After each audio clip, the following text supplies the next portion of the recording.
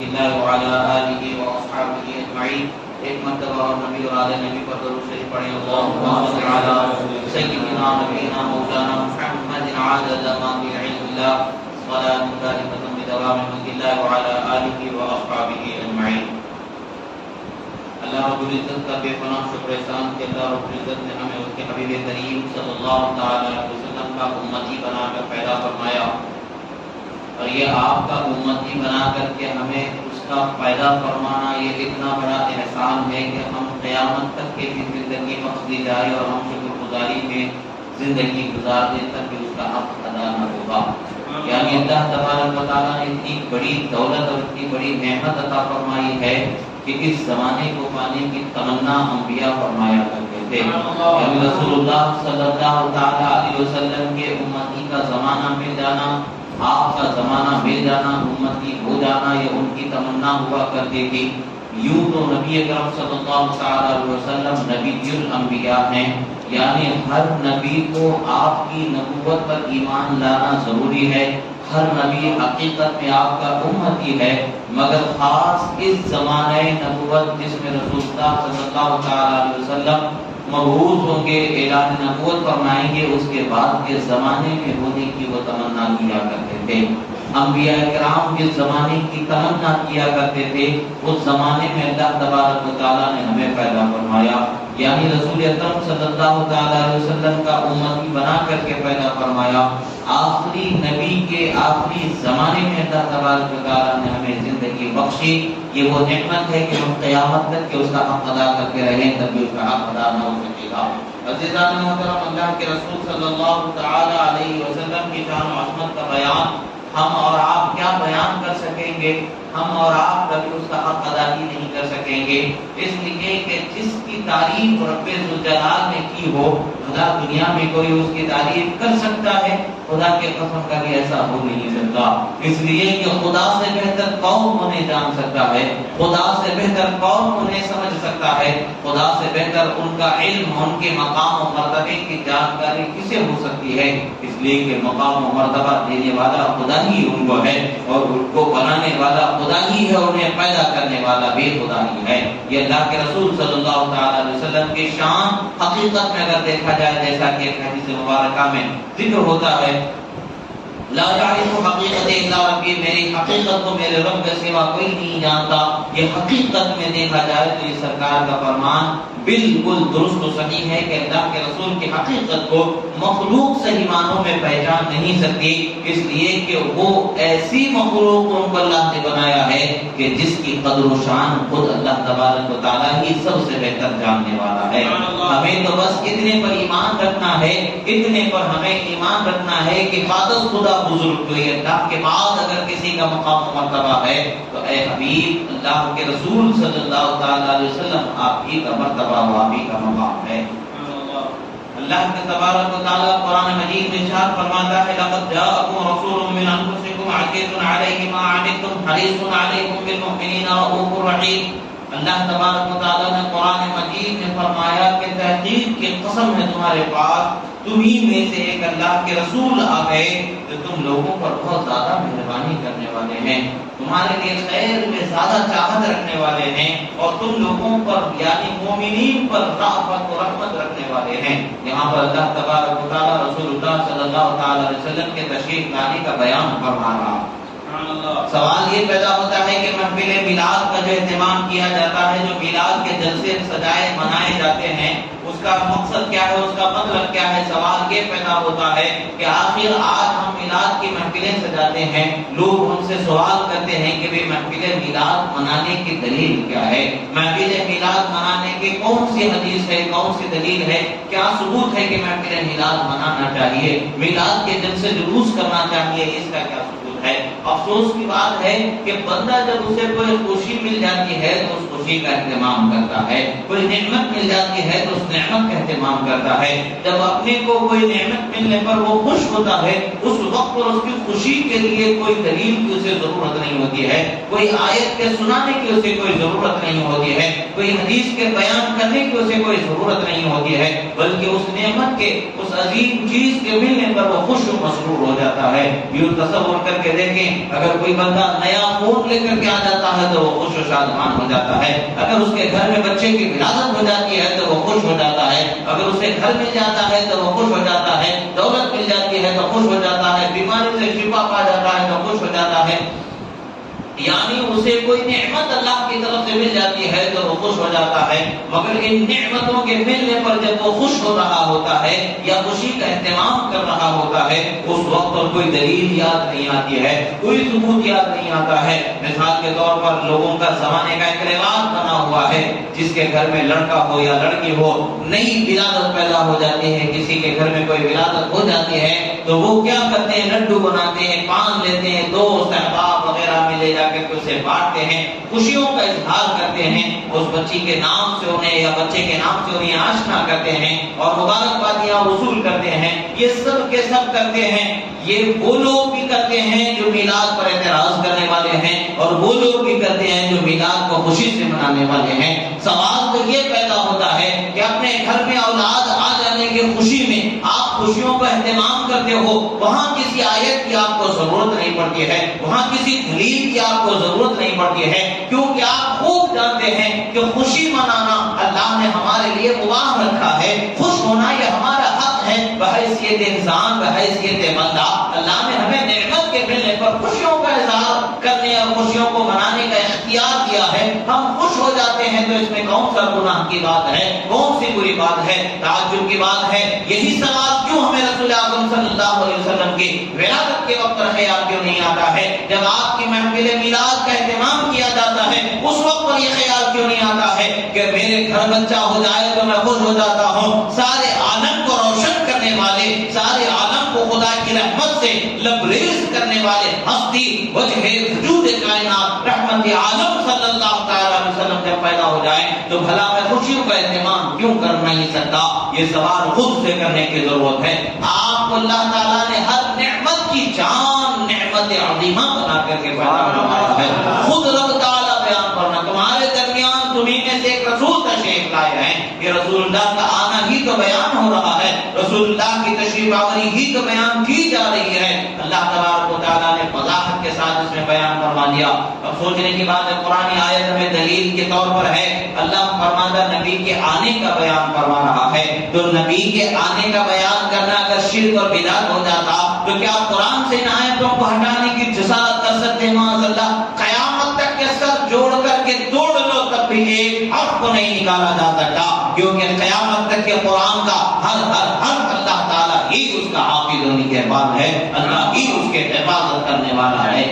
آپ کاغذ قلم دوات لے کر کے یہ نہ سمجھ بیٹھنا کہ ہم نکال سکتے ہیں، قیامت تک کے قرآن کا ایک حرف کم نہیں کیا جا سکتا ہے۔ اللہ تعالیٰ نے قرآن مجید میں فرمایا، اے لوگوں سنو، تمہارے پاس تمہیں میں سے ایک رسول اللہ کے تشریف لائے۔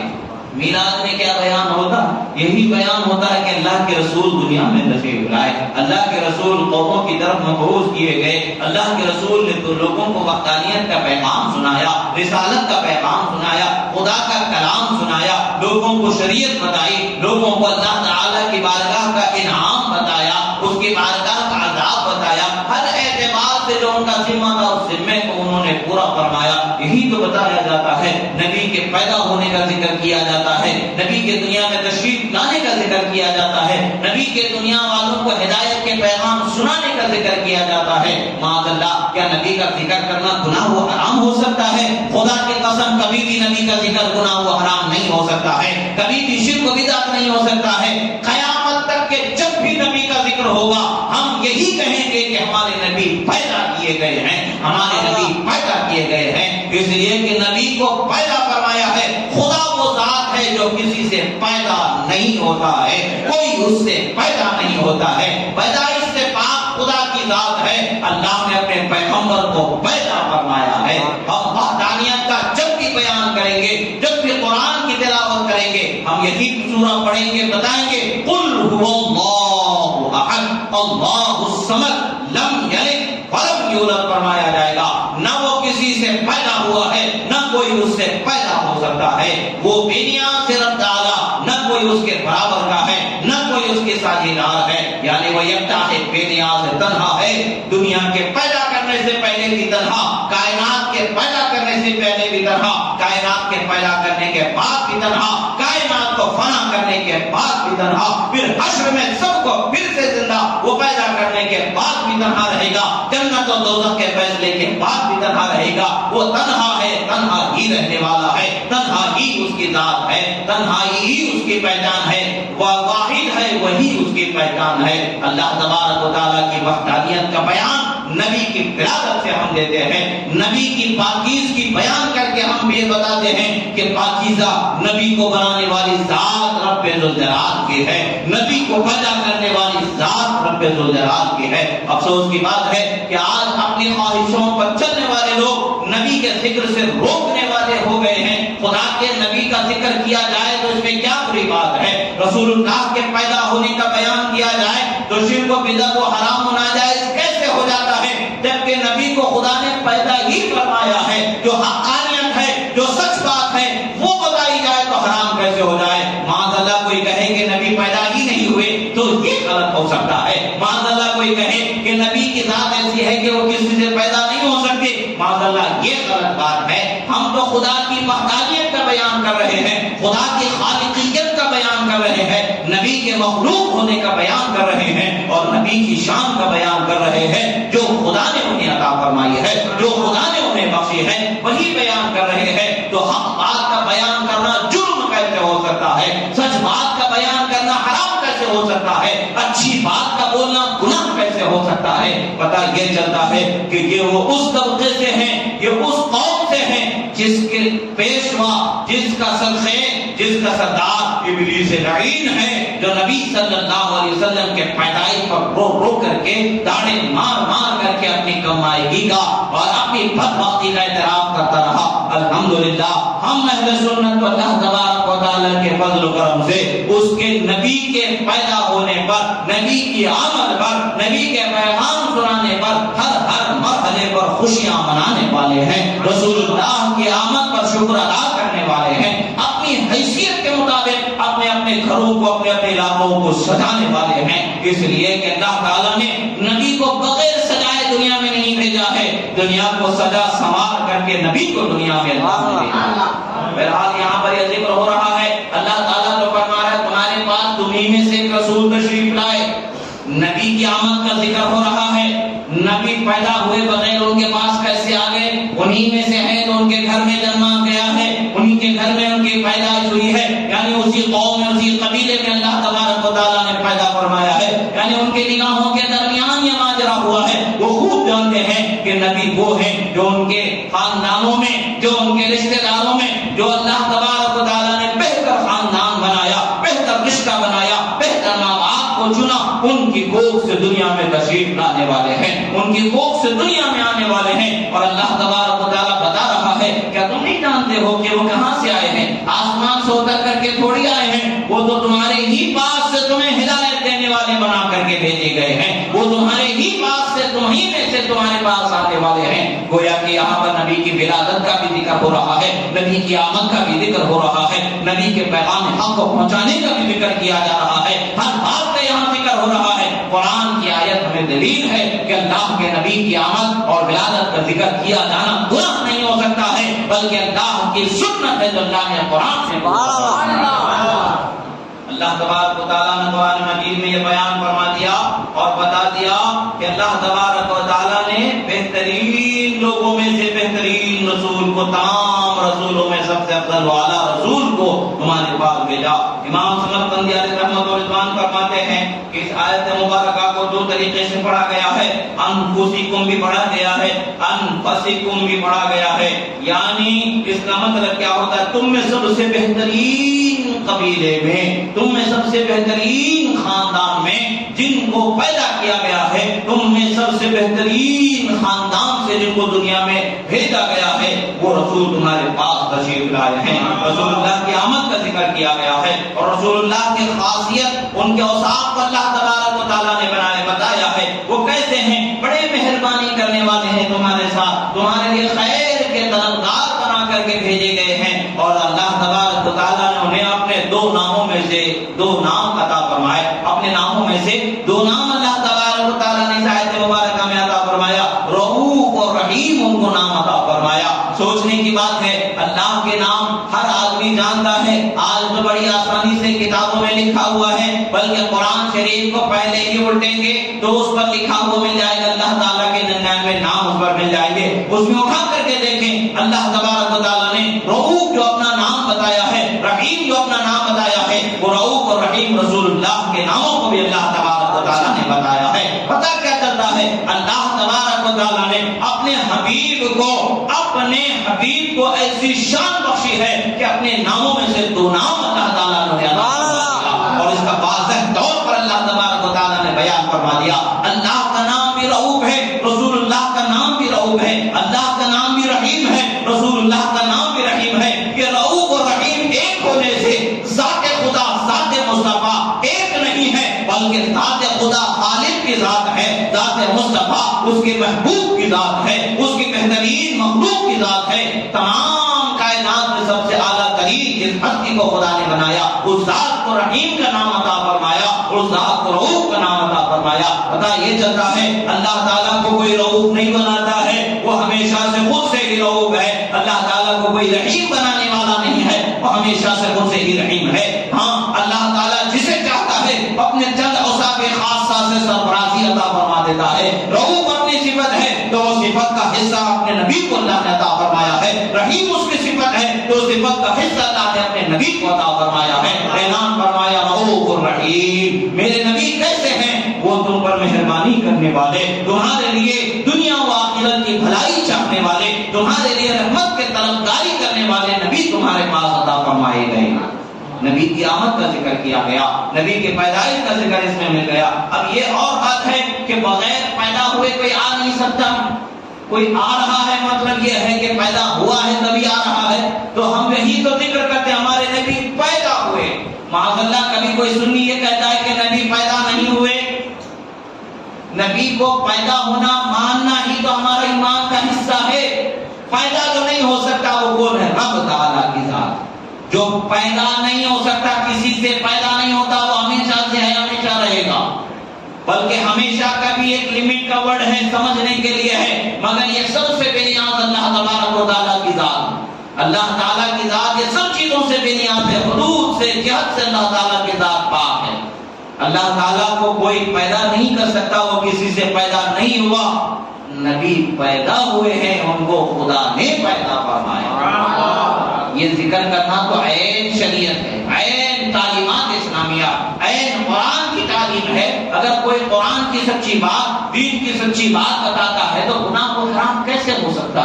سوچنے کی بات ہے۔ نبی کی میلاد یعنی نبی کو پیدا ہونا والا ماننا، پیدا ہونے والا ماننا شرک ہے، تو تمہارے نزدیک کیا ہے؟ کیا نبی پیدا نہیں ہوئے؟ شرک کب ہوگا؟ جب خدا کے جیسا ان کو مانے، خدا کے برابر مانے۔ ہم خدا کو کسی سے پیدا نہ ہونے والا، کوئی اس سے پیدا نہیں ہوتا یہ مانتے ہیں۔ لم یلد ولم یولد پر ہمارا ایمان ہے۔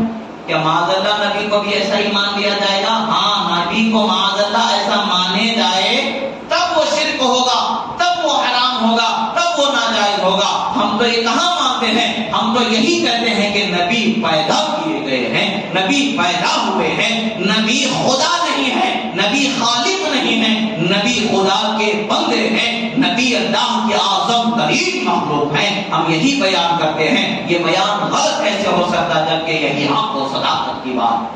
اللہ کے رسول صلی اللہ تعالیٰ علیہ وسلم کو اللہ تبارک و تعالیٰ نے رحمت والا بنا کر کے دنیا میں بھیجا۔ اللہ تعالیٰ نے ایک آیت میں نہیں کئی آیات مبارکہ میں ذکر فرمایا۔ اللہ نے قرآن مجید میں فرمایا لقد من اللہ علی المؤمنین اذ بعث فیہم رسولا۔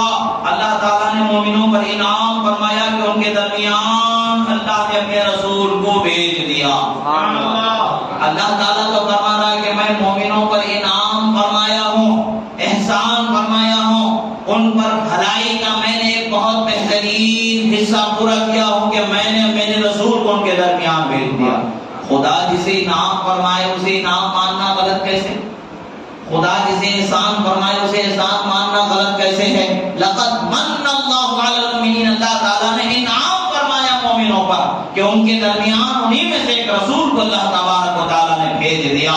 نبی ہمارے درمیان تشریف لائے تو یہ خدا کا انعام ہے۔ اب خدا کے انعام کو انعام بولنا شرک کیسے ہو سکتا ہے؟ خدا کی رحمت کو رحمت بولنا شرک کیسے ہو سکتا ہے؟ خدا کے بھیجے ہوئے رسول کو بھیجے ہوئے بولنا گناہ کیسے ہو سکتا ہے؟ بلکہ خدا کا بھیجا ہوا رسول ماننا یہ عین ایمان ہے. خدا کے رسول کو خدا کا انعام ماننا یہ عین انعام ہے. خدا کے رسول کو ہدایت پہنچانے والا پیدا ہونے والا نبی ماننا یہ عین ایمان ہے. اب اللہ کا شکر ہے کہ ہم اس دائرے میں ہیں. اللہ کا شکر ہے کہ ہم اس راستے پر چلنے والے ہیں. وہ لوگ اپنی عاقبت کی فکر کریں جو رسول اللہ کے پیدا ہونے کے ذکر کو شرک و بدعت بتاتے ہیں, ناجائز و حرام بتاتے ہیں. کیا یہ بات غلط ہے کہ نبی پیدا ہوئے؟ معاذ اللہ, نبی پیدا ہوئے یہی سچی بات ہے. جب سچی بات بتائی جائے تو غلط و ناجائز حرام کیسے ہو سکتی ہے؟ یہ سوچنے کی بات ہے. آپ سے کوئی آ کے سوال کرے, زیادہ دلائل کی طرف جانے کی ضرورت نہیں ہے. ایک سوال پوچھ لیں, نبی پیدا ہوئے بولنا گناہ کیسا؟ جبکہ نبی کو پیدا کیا گیا ہے, نبی پیدا ہوئے ہیں. خدا کی ذات ہے جو پیدا نہیں ہوتی ہے. خدا کی ذات کو پیدا ہوا کہنا یہ غلط ہے. نبی کی ذات کو پیدا نہ ہونے والا کہنا یہ غلط ہے. خدا ہمیشہ سے ہے, ہمیشہ رہنے والا ہے. وہ کسی سے پیدا نہیں ہوا, کوئی اس سے پیدا نہیں ہوگا. نہ وہ کسی کا بیٹا ہے, نہ کوئی اس کا بیٹا ہے. یہ ہمارا ایمان ہے. خدا نے اپنے رسول کو پیدا فرمایا. ہم رسول کے پیدا ہونے کے ہی ذکر کرتے ہیں. پیدا ہونے کے ذکر کو میلاد کہا جاتا ہے. پیدا ہونا, میلاد کا مطلب یہی ہے کہ نبی کا پیدا ہونا بیان کیا جاتا ہے. عزیزان محترم, اللہ تبارک و تعالیٰ نے قرآن مجید میں یہ بیان فرما کر کے ہمیں واضح طور پر بتا دیا کہ نبی کو بھیج کر کے اللہ نے ہم پر انعام فرمایا ہے. تو اس انعام کے انعام ہونے کا اقرار کرنا غلط کیسے ہو سکتا ہے؟ خدا نے تو ہمیں قرآن میں بتا دیا. ہر حافظ قرآن مجید جب تراویح میں سنائے گا تو ان آیتوں سے گزر کر کے ہی اسے جانا. ہر قرآن کا پڑھنے والا جب بھی قرآن کو پڑھے گا تو ان آیتوں کو پڑھ کر کے ہی اسے گزرنا. افسوس کی بات تو یہ ہے کہ یہ بہکانے والے اس قدر بہکاتے رہے اور بہکا رہے ہیں کہ ہمارے بھولے بھالے لوگ بہکتے چلے جا رہے ہیں, ڈگمگاتے چلے جا رہے ہیں. قرآن و سنت کے نام پر یہ تعلیمات حقہ کا غلط استعمال بتا کر کے تعلیمات حقہ کو یہ لوگوں کے ذہن و فکر سے مٹانے کی کوشش کرتے ہیں. یاد رکھے, جو نبی کے میلاد کو گناہ بتائے اس سے پوچھو کہ نبی پیدا نہیں ہوئے کیا تمہارا عقیدہ ہے؟ جب تمہارا عقیدہ ہے کہ نبی پیدا ہوئے, اس عقیدہ حقہ کو بیان کرنا غلط کیسے ہو سکتا ہے؟ جب سوال کر لیا جائے گا تب ان کے سمجھ میں آ جائے گا کہ نہیں, یہ بات تو سچ بات ہی ہے. مگر افسوس کہ شیطان جب لوگوں کی عقلوں پر, سمجھ پر, فکر پر غالب آ جاتا ہے تو ہم بات سمجھنے سے وہ دور ہو جاتے ہیں, وہ شیطان کے بہکاوے میں آ جاتے ہیں. اللہ کا شکر ہے کہ اللہ نے ہمیں نعمت بخشی ہے, ہدایت کا علم اللہ تبارک و تعالیٰ نے ہمیں عطا فرمایا ہے. اب یہ اور سوال کرتے ہیں کہ نبی صلی اللہ علیہ وسلم کی ہم نبی کے ولادت کا ذکر کرتے ہیں تو اسی دن رسول اللہ صلی اللہ علیہ وسلم کا دنیا سے پردہ فرمانا بھی ثابت ہے. آپ ولادت کا ذکر کرتے ہیں جبکہ اسی دن دنیا سے پردہ فرمایا گیا, اس کا ذکر کیوں نہیں کرتے ہیں؟ آدمی خوش ہوتا ہے تو نعمت کے ملنے پر خوش ہوتا ہے, اور اللہ تبارک و تعالیٰ نے ہمیں نعمتوں کے ملنے پر خوشیوں کا اظہار کرنے کے لیے فرمایا ہے. ماتم کرنے کا حکم نہیں ہے ہمارے لیے کہ ہم ماتم کرتے بیٹھے, رونے دھونے کا حکم نہیں ہمارے لیے کہ ہم روتے دھوتے بیٹھے, بلکہ ہم رسول اللہ صلی اللہ تعالی علیہ وسلم کی محبت میں ضرور اپنی آنکھوں سے آنسو بہائیں گے. ہم ان کی محبت میں ضرور اپنے آنکھوں کو اشکوں کے سیلاب سے سجائیں گے, اپنی بخشش کا سامان بنائیں گے. مگر جزا و فضا جس طریقے سے واویلا کر کے جو رونا پیٹنا کیا جاتا ہے وہ ہمارا طریقہ نہیں, ہم اس طریقے سے دور ہیں. ہم تو رسول اللہ کا ذکر کرتے ہیں اور کرتے رہیں گے, قیامت تک کہ ان کا ذکر ہوتا رہے گا. اللہ تبارک و تعالیٰ نے قرآن مجید میں ارشاد فرمایا, وما ارسلناک الا رحمۃ للعالمین, اے محمد صلی اللہ علیہ وسلم ہم نے آپ کو تمام عالم کے لیے رحمت بنا کر کے بھیجا. اللہ تعالیٰ نے ہر عالم کے لیے رحمت بنا کر کے بھیجا. یہ رحمت کس طریقے سے اللہ تبارک و تعالیٰ نے انہیں عطا فرمایا؟ کیسے ہے؟ اللہ تبارک و تعالیٰ نے ان کو فرما دیا کہ ہم نے آپ کو رحمت للعالمین بنایا, تمام عالم کے لیے رحمت بنایا. اب ایک سوال, چھوٹا سا سوال یہاں پر آپ غور سے سنیں, کیا قرآن چند سال کے لیے ہے یا قیامت تک کے لیے؟ قرآن قیامت تک کے لیے ہے کہ چند سال کے لیے ہے؟ قرآن قیامت تک کے لیے, قیامت تک کے قرآن بدلا نہیں جا سکتا. کوئی بدلنے والا ہزاروں کوششیں کر لے مگر نہیں بدل سکتا، ایک حرف کو نہیں بدل سکتا ہے۔ تو قرآن قیامت تک کے لیے ہے، تو قرآن کا پیغام بھی قیامت تک کے لیے باقی رہنے والا ہے۔ قرآن تو کہتا ہے اے نبی ہم نے آپ کو رحمت بنا کر کے بھیجا تمام عالم کے لیے۔ اس کا مطلب کیا ہے؟ چند سال کے لیے رحمت بنا کر کے بھیجا یا قیامت تک کے لیے رحمت بنا کر کے بھیجا؟ خدا کی قسم رب تعالیٰ نے اپنے حبیب کو قیامت تک کے لیے رحمت بنا کر کے بھیجا، بلکہ قیامت تو قیامت ہے، حشر کے دن بھی صحابہ رحمت بنا کر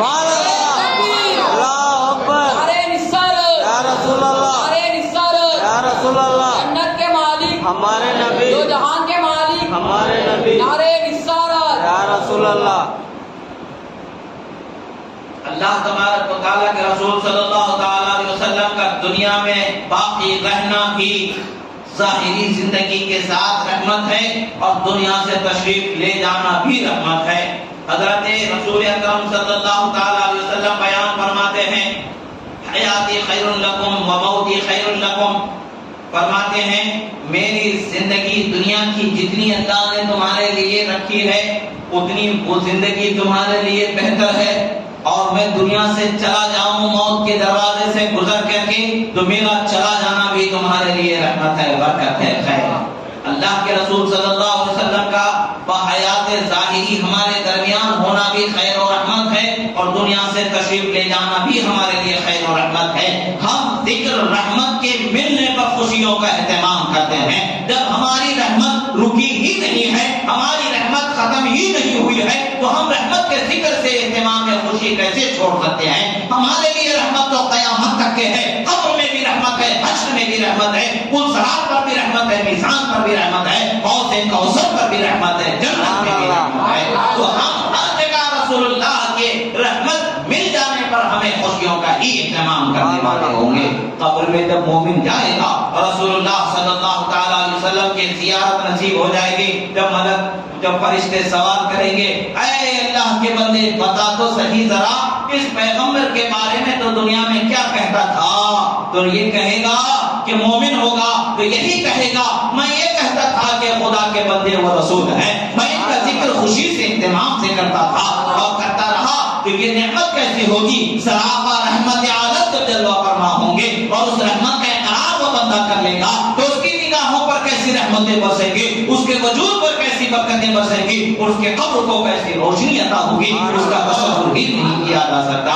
ہاں جس کو یہ نعمت نصیب نہیں ہوئی، جو مومن نہیں ہوا، وہ اللہ کی بارگاہ میں حرمان نصیبی پائے گا، بد نصیبی پائے گا، وہ کہے گا ہائے افسوس میں کیا کہتا تھا، ہائے افسوس میں کیا کہتا تھا، وہ افسوس کا بھی افسوس ملتا رہ جائے گا، اور اقرار حق سے جو روح کرتا نہیں دنیا میں کرتا رہا اس کا بوال قبر میں بھی ہوگا، وہاں بھی عذاب قبر سے دوچار ہوگا، اور اس کے بعد پھر عذاب حشر سے دوچار ہوگا، پھر عذاب نار سے دوچار ہوگا۔ مگر مومن کے لیے تو رحمتیں ہی رحمتیں ہیں، نم کنمت العروس کہا جائے گا اے اللہ کے بندے تجھے رسول اللہ کی رحمت کا حصہ مل چکا ہے، ایسے سو جا بستر پر جیسے دلہن اپنے بستر پر آرام سے بے فکر ہو کر کے سو جاتی ہے۔ اب تجھے کوئی عذاب کا خوف نہیں ہے، اب تجھے کسی جگانے والے کا خوف نہیں ہے، اب تجھے کوئی پریشانی نہیں ہے، اس لیے کہ تو نے رحمت عالم کے نبی ہونے کا اقرار کر لیا ہے، خدا کی وحدانیت کا اقرار کر لیا ہے، اپنا مذہب دین اسلام ہونے کا بیان کر دیا ہے،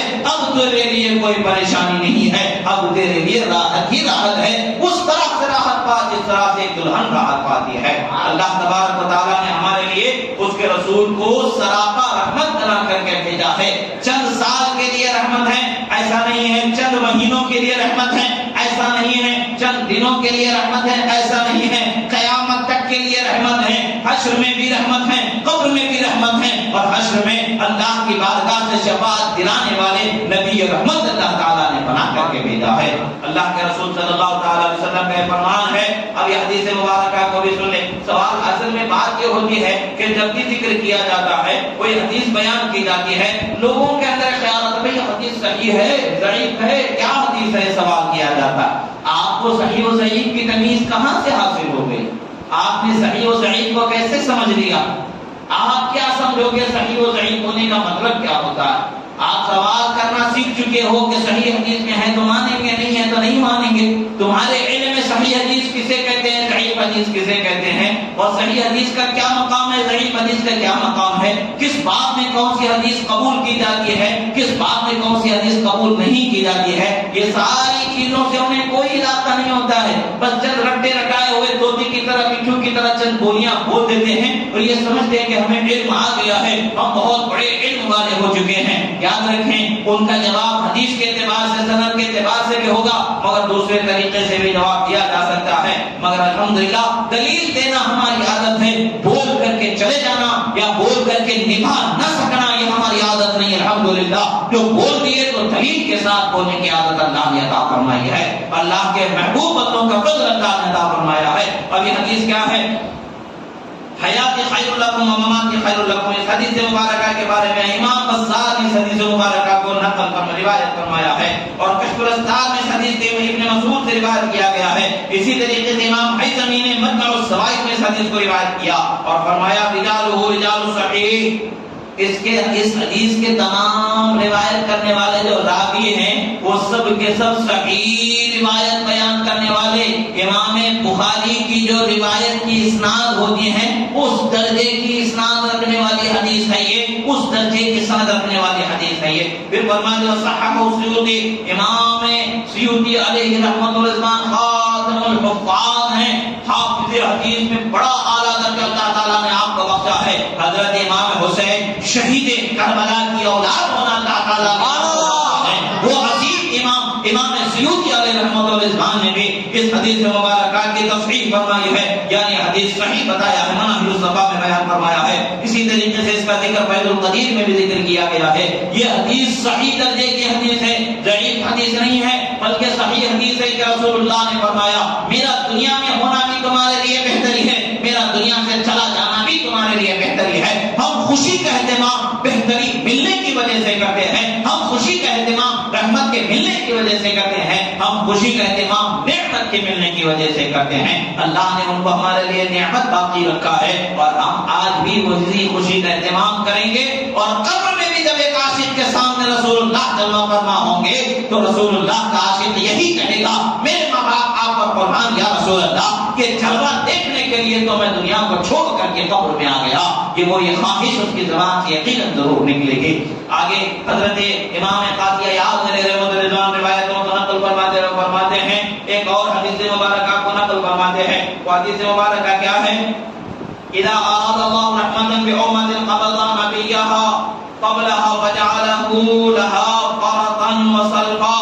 فرماتے ہیں یعنی سنو اللہ تبارک و تعالی جب کسی امت سے بھلائی کا ارادہ فرما لیتا ہے تو اس امت میں بھیجے ہوئے پیغمبر کو اس امت کے ختم ہونے سے پہلے، اس امت کے ہلاک کرنے سے پہلے اللہ تعالیٰ اس امت کو ختم کرنے سے پہلے اس پیغمبر کو اپنی بارگاہ میں بلا لیتا. ہمارے ساتھ بھلائی کا ارادہ فرمایا گیا ہے تبھی تو اللہ تعالیٰ نے ہمارے درمیان سے ہمارے پیغمبر کو، اس کے حبیب کو اپنی بارگاہ میں جلد بلایا. ورنہ حضرت صالح علیہ السلام، حضرت ہود علیہ السلام اور بھی دیگر پیغمبروں کی امتوں کا حال دیکھیں. کتنی ایسے پیغمبر گزرے کہ جن کی امتوں کو فنا کر دیا گیا.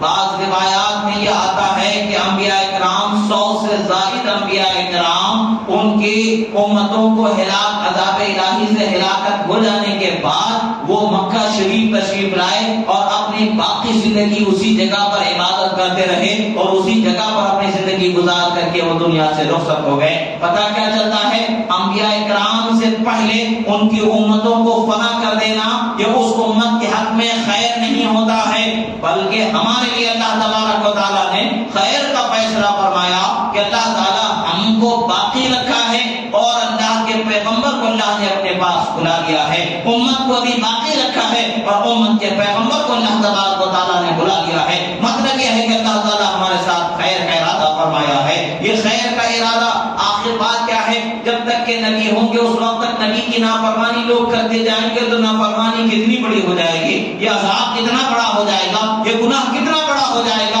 نبی کے سامنے نبی کی بات کو نہ مانا جائے تو اس گناہ سے اللہ تبارک و تعالیٰ نے ہمیں بچایا ہے، اس عذاب سے اللہ تبارک و تعالیٰ نے ہمیں بچایا ہے کہ ہم پر خیر کا ارادہ فرمایا کہ ہمارے ہمارے درمیان سے اس کے پیغمبر کو اللہ تعالیٰ نے جلد ہی اپنے پاس اپنی رحمت میں بلا لیا. یعنی اللہ تعالیٰ نے اپنے پیغمبر کو بلایا ہے تب بھی ہمارے لیے خیر ہے. ہم خیر پر خوشی مناتے ہیں, ہم خیر پر خوشی مناتے ہیں, رحمت پر خوشی مناتے ہیں, پریشانی پر ہم خوشی منانے والے نہیں ہیں. اسی طریقے سے اب یہ کیا ہے, فرتن مسلمان کہا گیا ہے, یعنی ان سے پہلے جانے والا. فرتن کا اس کا مطلب کیا ہے؟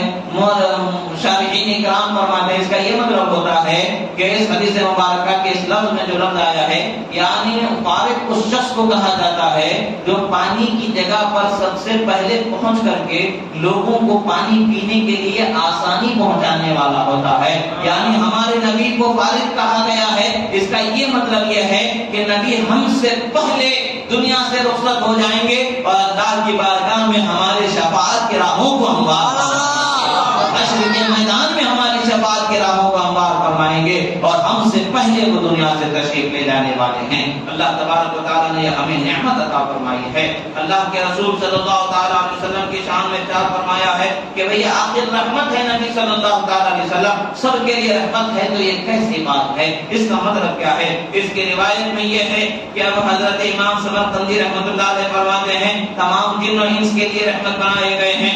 اور پھر ایک قول یہ ملتا ہے جمیع الخلق للمؤمنین رحمۃ بالہدایۃ ورحمۃ للمنافق بالامان من القدر ورحمۃ للکافر بتاخیر العذاب.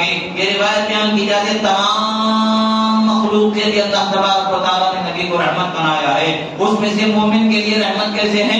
مومن کو ہدایت بخشی جاتی ہے تو اسے رحمت مل جاتی ہے. اور اسی طریقے سے منافق کو اس کی جان بخشی جاتی ہے, یعنی اس کو قتل نہیں کیا جا رہا ہے تو اس کے لیے رسول اللہ کی رحمت کا حصہ مل رہا ہے. کافر کے لیے فنا کر دینے والا عذاب فوری نہیں اترا ہے, اس کے عذاب میں تاخیر کر دی گئی ہے تو اس کے لیے رحمت کا حصہ رسول اللہ کا ملتا چلا جا رہا ہے. حضرت ابن عباس رضی اللہ تعالیٰ عنہ فرماتے ہیں هو رحمت للمؤمنین وللکافرین اذا عوفوا مما اصاب غیرهم من الامم المکذبہ. فرماتے ہیں ادعوفوا, فرماتے ہیں کہ سنو رسول اللہ صلی اللہ تعالیٰ علیہ وسلم مومن رحمت ہیں. کیسے ہیں؟ مومنوں کے لیے بھی رحمت ہے, کافروں کے لیے بھی رحمت ہے. مومنوں کے لیے رحمت ہونا تو سمجھ میں آتا ہے, کافروں کے لیے رحمت کیسے ہے؟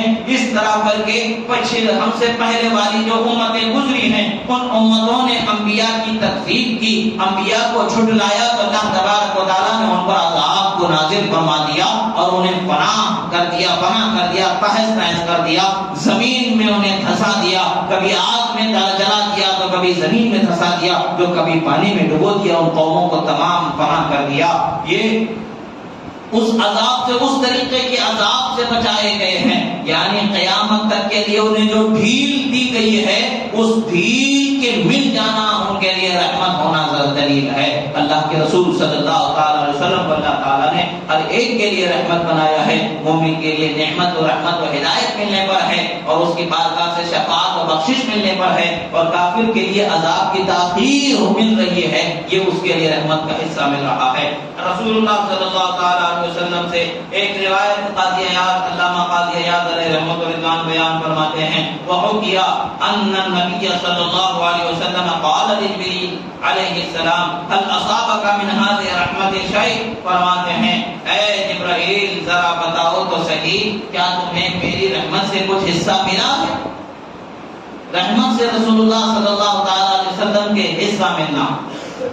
شرح مواہب لدنیا میں ایک روایت نقل ہوتی ہے کہ رسول اللہ صلی اللہ تعالیٰ علیہ وسلم کی رحمت کا حصہ سب کو ملا, حتیٰ کہ ابلیس کو بھی وہ حصہ مل گیا. جب بھی ابلیس سے, اس کے شر سے اللہ تبارک و تعالیٰ کی بارگاہ میں پناہ چاہی جاتی, یا لا حول کا ورد کیا جاتا, ذکر خدا کیا جاتا, اس وقت پر ایک فرشتہ متعین ہوتا کہ ابلیس کو ایک زوردار چاٹا مارتا, ایسا کہ ادھر کا دیدہ ادھر نکل جائے. اس طریقے کا زبردست وہ مار اس کو پڑتی رہتی تھی, بار بار اس کو جب بھی وہ ذکر ہوتا اللہ تعالیٰ کا اس پر مار پڑتی چلی جاتی تھی. آخر کار رسول اللہ صلی اللہ تعالیٰ علیہ علیہ وسلم پیدا ہوئے تو اس کو اس عذاب سے چھٹکارا مل گیا، قیامت تک کے لیے اس کو روک دیا گیا ہے. یعنی قیامت میں سزا ملے گی مگر دنیا میں اسے رسول اللہ صلی اللہ علیہ وسلم کی رحمت کا حصہ ملا کہ جب بھی ذکر خدا ہوتا اس پر اللہ کی بارگاہ میں اس سے پناہ طلب کی جاتی، شیطان کے مکر اور شر سے بچنے کے لیے دعا کی جاتی، تو اس پر جو مار پڑتی تھی وہ مار کو روک دیا گیا تو اسے رحمت کا حصہ مل گیا. رسول اللہ صلی اللہ علیہ وسلم نے حضرت جبرائیل امین سے پوچھا، اے جبرائیل ذرا یہ تو بتائیں کہ آپ کو میری رحمت کا کیا حصہ ملا، کچھ حصہ ملا کہ نہیں ملا؟ سید الملائکہ ہیں، انبیاء کے پاس اللہ کی وحی لے کر کے جانے والے. حضرت جبرائیل امین فرماتے ہیں قال نعم، ہاں یا رسول اللہ مجھے آپ کی رحمت کا حصہ ملا. نعرہ تکبیر، اللہ اکبر، نعرہ تکبیر، اللہ اکبر، نعرہ رسالت، یا رسول اللہ، نعرہ رسالت، یا رسول اللہ. فرماتے ہیں كنت اخشى العاقبہ فامنت لثناء الله عز وجل علي بقوله ذي قوة عند ذي العرش مكين مطاع ثم امین. اللہ تبارک و تعالیٰ کی بارگاہ میں اپنے انجام کے بارے میں ہمیشہ ڈرتا رہتا تھا. مجھے آپ سے پہلے یہ واضح نہیں کیا گیا تھا، یعنی میرا انجام کیا ہوگا، آخر تک میں اللہ کی رحمت پانے والے بندوں میں ہوں گا یا ایک عرصے بعد معاذ اللہ تعالیٰ بچائے کہ میرے انجام کیا، مجھے خبر نہیں تھی کہ کیا میرے ساتھ معاملہ ہوگا. مگر آپ پر اس کلام کو اللہ تبارک و تعالیٰ نے نازل فرمایا. اس کلام میں اللہ تبارک و تعالیٰ نے جہاں میرا ذکر فرمایا اس سے مجھے اطمینان ہو گیا کہ اللہ مجھے آخر کار انجام کار ہر حال میں اللہ تعالیٰ مجھ پر رحم فرمانے والا ہے. بھی رحم فرمایا ہے، عظمت بخشا ہے، آخرت میں بھی رحم فرمائے گا، عظمت بخشے گا، یہ مجھے اطمینان ہو گیا. یعنی آپ پر جس کلام کو اللہ نے نازل فرمایا، اس کلام میں جس آیت کو اللہ تبارک و تعالیٰ نے نازل فرمایا، اس آیت میں جو میری تعریف اللہ تبارک و تعالیٰ نے کی ہے، اس تعریف سے میں سمجھ گیا کہ اللہ مجھ پر انعام فرمانے والا ہے. یعنی سید الملائکہ جبرائیل امین سدرہ کے مکی ہیں، انہیں اطمینان مل رہا ہے تو رسول اللہ کی رحمت کے حصے سے اطمینان رسول اللہ صلی اللہ علیہ وسلم کے حصے سے انہیں مل رہا ہے. حضرت امام جعفر صادق رضی اللہ تعالیٰ عنہ سے ایک آیت مبارکہ کی تفسیر کو علامہ قاضی عیاض نے نقل فرمایا، سلام لک من اصحاب الیمین فرمایا، یہ سیدھی طرف والوں پر سلامتی ہے. یہ سلامتی ملنا کیسے ہے؟ فرماتے ہیں اے بک انما وقع سلامت من اجل کرامت محمد صلی اللہ علیہ وسلم. یعنی اللہ تبارک و تعالی نیک بندوں کو قیامت میں سیدھی طرف رکھے گا اور ان کو سیدھی طرف کا حصہ جنت میں، یعنی ان کو ایک اعلیٰ مقام بخشا جائے گا. یہ سیدھی طرف ہونا قرآن کی آیت میں بیان کیا گیا ہے. اگرچہ اللہ تبارک و تعالی ہر جہت سے پاک ہے، یہ ہمارے سمجھنے کے لیے امتیاز کے لیے درجات ہیں. اللہ تبارک و تعالیٰ کے لیے جہت کا اعتبار نہیں کیا جا سکتا، سیدھا بایاں اوپر نیچے آگے پیچھے یہ نہیں. اللہ تبارک و تعالیٰ ہر جہت سے پاک ہے. اللہ تبارک و تعالیٰ نے ایک مقام رکھا ہے جس مقام کا نام سیدھی طرف رکھا گیا ہے. اس مقام پر جن لوگوں کو بخشا جائے گا، رکھا جائے گا، وہ رحمت والے لوگوں کو اللہ تبارک و تعالیٰ اس مقام پر رکھے گا، بخشش والے لوگوں کو اس مقام پر رکھے گا اور نعمت پانے والے لوگوں کو اس مقام پر رکھے گا اور ان کو سلامتی اور بخشش عطا فرمائے گا. تو انہیں اس مقام پر پہنچایا گیا ہے، بخشش کے نعمت کے انعام کے اعلیٰ مقام پر پہنچایا گیا ہے. اصحاب الیمین میں جب انہیں فرمایا ہے یہ کس کے صدقے میں ہے؟ یہ رسول اللہ کی رحمت کے صدقے میں ہے. یعنی اللہ تبارک و تعالیٰ کے جو وہ بندے جن پر اللہ تعالیٰ انعام فرما رہا ہے انہیں اصحاب الیمین میں شمار فرمائے گا، اعلیٰ مقام بخشے گا. وہ مقام انہیں مل رہا ہے تو کرامت محمد صلی اللہ علیہ وآلہ وسلم کے صدقے میں عطا کیا جا رہا ہے.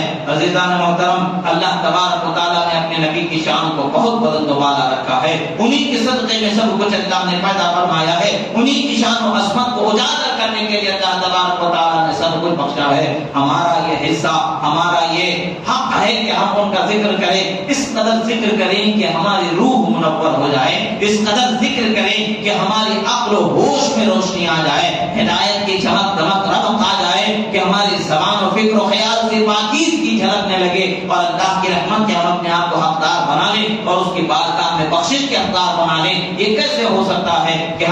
حبیب کا جتنا ذکر کریں گے اتنا رحمت کا حصہ ہمیں ملتا چلا جائے گا. اور اللہ کے رسول صلی اللہ تعالی علیہ وسلم پر جب بندہ درود پڑھتا ہے تو اس پر اتنی نعمتیں ملتی ہیں، اتنی نعمتیں ملتی ہیں کہ جس کا تصور نہیں کیا جاتا ہے. ایک مرتبہ جب کوئی بندہ درود پڑھ لے گا 10 مرتبہ خدا اور اس کے فرشتے رحمتوں کا، خدا اور اس کے فرشتوں کی طرف سے 10 مرتبہ رحمتیں نازل ہوں گے. 10 گناہ کو بخش دیا جائے گا، 10 درجات کو بلند کیا جائے گا، 10 نیکیاں عطا فرمائے گا. یہ ہمارے لیے نعمت ہے. جب بھی رسول اللہ کا ذکر آئے فوراً اپنی زبان سے، اپنے دل سے صلی اللہ علیہ وآلہ وسلم کا ورد کر لیں تاکہ اپنے لیے بھی رحمت کے حقدار بن جائیں. رسول اللہ صلی اللہ علیہ وسلم نے فرمایا بخیل ہے وہ شخص، کنجوس ہے وہ شخص جس کے سامنے میرا ذکر کیا جائے اور وہ مجھ پر درود نہ پڑھے. پتہ کیا چلتا ہے؟ اگر ہم اپنے آپ کو سخی بنانا چاہتے ہیں، ہم اپنے آپ کو برکت والا بنانا چاہتے ہیں تو رسول اللہ کے ذکر پر ان پر درود پڑھنے والے ہو جانا چاہیے. جس قدر رسول اللہ کا ذکر کیا جائے گا،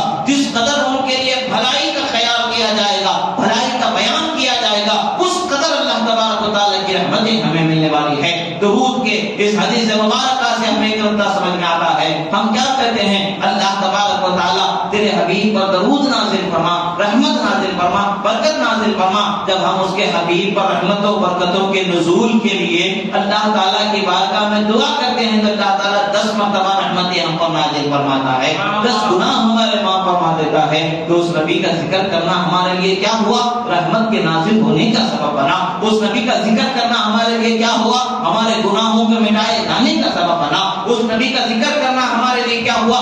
10 درجات ہمارے بلند کیے جانے کا سبب بنا. اللہ کی بارگاہ میں رحمت کے حقدار ہونے کا سبب بنا. پتہ کیا چلتا ہے؟ ہم جتنا ذکر کریں گے اتنا رحمت کا حصہ پائیں گے، ہم جتنا ذکر کریں گے اتنا اللہ کی بارگاہ سے بخشش کا حصہ پائیں گے.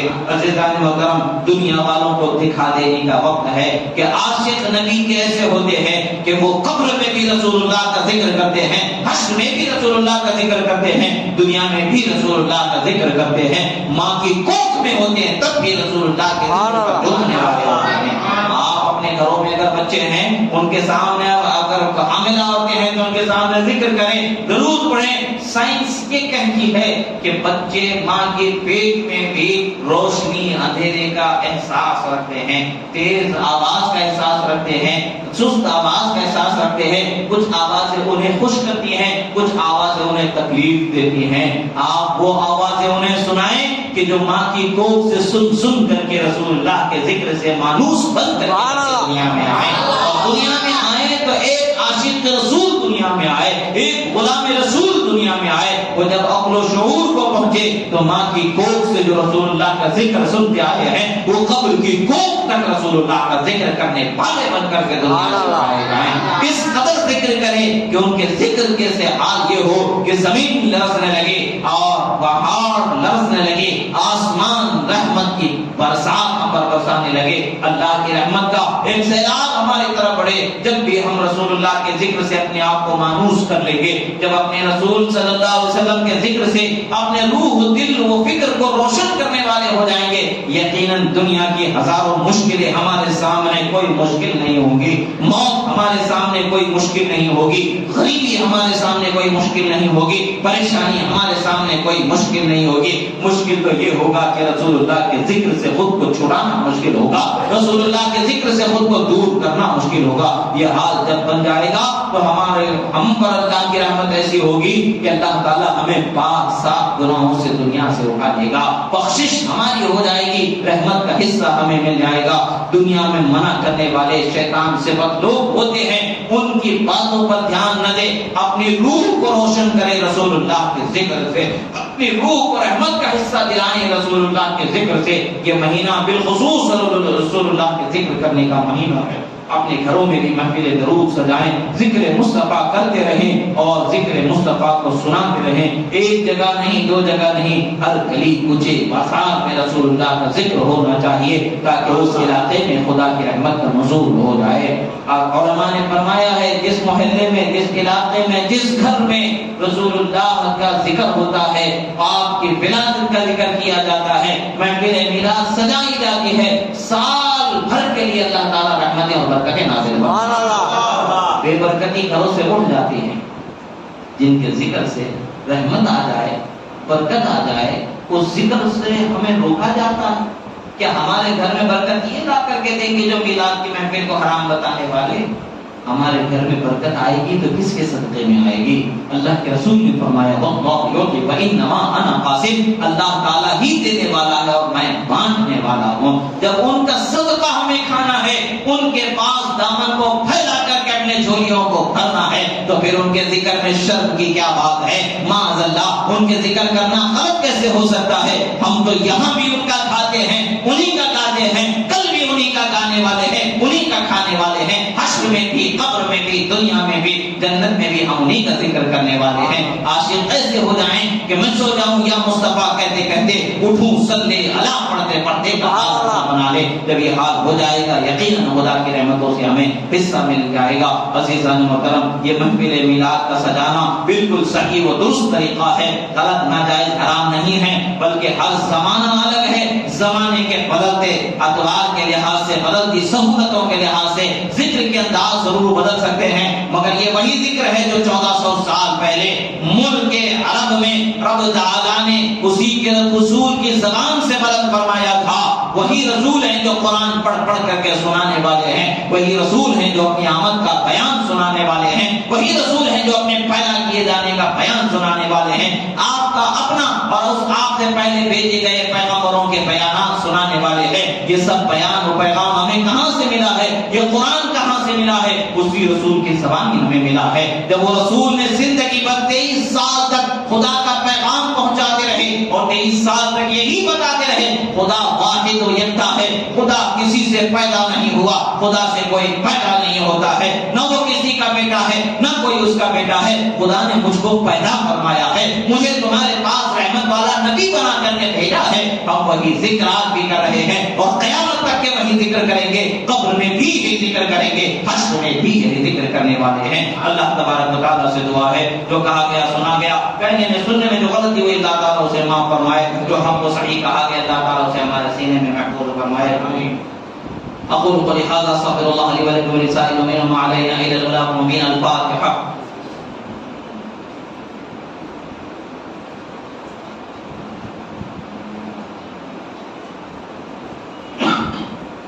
قال الله تعالى في شان حبيبه الله وملائكته يصلون على النبي يا ايها الذين امنوا صلوا عليه وسلموا تسليما اللهم صل على سيدنا ونبينا وعلى محمد عدد ما في الله صلاه دائمه بدوام ملك الله وعلى اله وصحبه اجمعين سبحان ربك رب العزه عما يصفون وسلام على المرسلين والحمد لله رب العالمين۔ اب روز مسلسل اسی طریقے سے بعد نماز عشاء فوراً بیان شروع کر دیا جائے گا، آپ حضرات اس میں شرکت کرتے رہیں تاکہ اپنی معلومات میں اضافہ کریں اور ذکر مصطفیٰ اور ذکر خدا سے اپنے دل کو راحت و سکون اور رحمت و بخشش کا حصہ پائیں۔ اللہ تعالیٰ سے دعا ہے کہ اللہ تعالیٰ ہمیں اور ہم کو توفیق بخشے۔ السلام علیکم۔